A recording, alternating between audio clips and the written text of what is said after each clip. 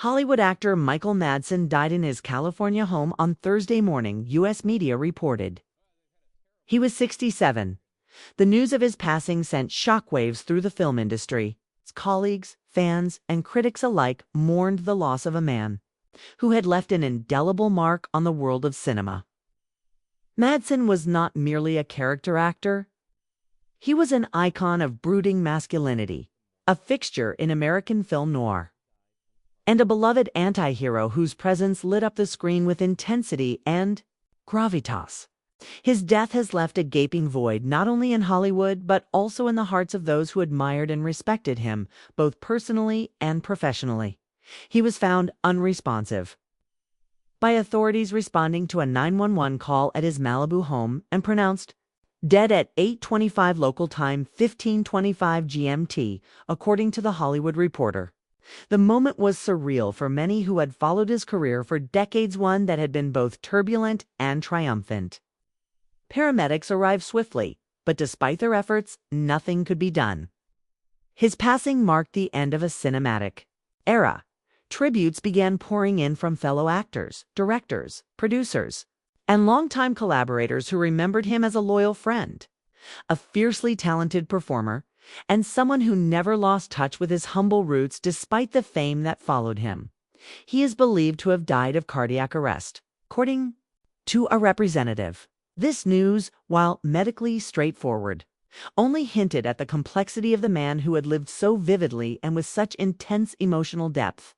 Friends close to the actor have since come forward to express their sorrow and to reflect on the man behind the roles, describing Madsen as sensitive, introspective, and fiercely devoted to his craft. Despite his often tough guy persona on screen, those who knew him personally spoke of his vulnerability and poetic soul. There was a private side to Michael Madsen that many never saw, a man who found solace in writing, in observing the world quietly, and in offering words of wisdom to those who sought his counsel. Madsen was a prolific actor, best known for his roles in the Quentin Tarantino movies Reservoir Dogs, Kill Bill, Volume 2, The Hateful Eight, and Once Upon a Time in Hollywood.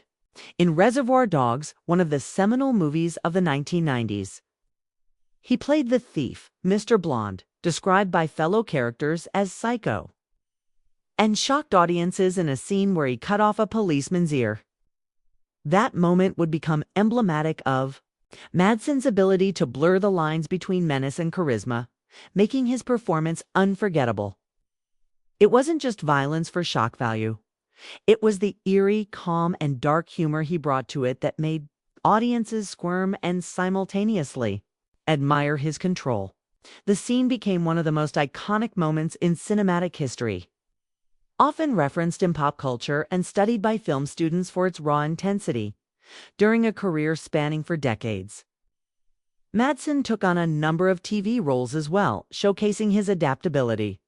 Whether it was crime dramas, westerns, or more grounded family narratives, he brought his signature presence to every scene. His gravelly voice, weathered face, and commanding posture made him instantly recognizable and yet always unpredictable.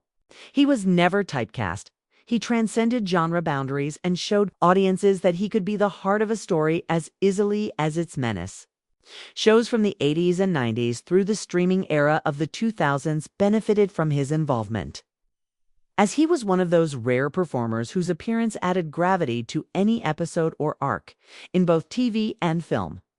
He often portrayed law enforcers, like sheriffs and detectives, as well as the lawbreakers, such as a washed-out hitman in the Kill Bill franchise. He embodied contradictions effortlessly, making viewers question the nature of good and evil, justice and corruption. His characters often carried a tragic weight, and this nuance allowed him to resonate with fans across generations. There was always something more simmering beneath the surface, a hidden pain or unspoken past that Madsen conveyed without words.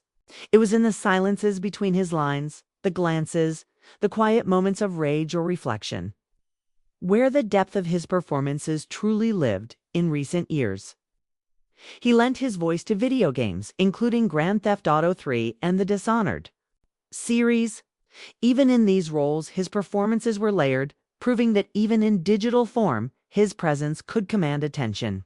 He understood the evolving nature of storytelling and embraced it without ego, seeing voice acting not as a step down, but as another creative frontier. Madsen saw potential in every form of media, and his decision to voice characters in some of the biggest titles in gaming history reflected his understanding of the medium's growing cultural influence. He believed in the power of narrative, regardless of platform. Michael Madsen was born in Chicago in September 1957. His father was a Navy veteran of World War II who later became a firefighter, and his mother was a filmmaker. From a young age, Michael was surrounded by narratives of heroism, resilience, and artistry. These influences would shape his worldview and perhaps inspire the dichotomy he so often portrayed in his work: the balance between the tough exterior and the soulful interior. Growing up in a working-class household in a city known for its grit and character, Madsen learned early on that stories have power. He also learned that survival, loyalty, and strength weren't just Hollywood tropes. They were real, lived values.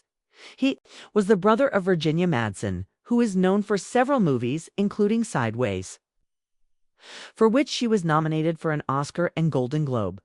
Their sibling bond extended beyond blood and into artistic collaboration and mutual respect. The Madsens were one of Hollywood's most quietly accomplished families, never seeking the spotlight for its own sake, but always finding it through talent. Virginia's tribute to her brother has been particularly moving, reflecting on not just their personal relationship, but the complex man the world has lost. In interviews, she often spoke about his sense of humor, unwavering support, and the strength of their shared roots. He was married 3 times and is survived by 4 children, including actor Christian Madsen. He spoke frequently of fatherhood and often credited his children as his greatest source of pride and motivation.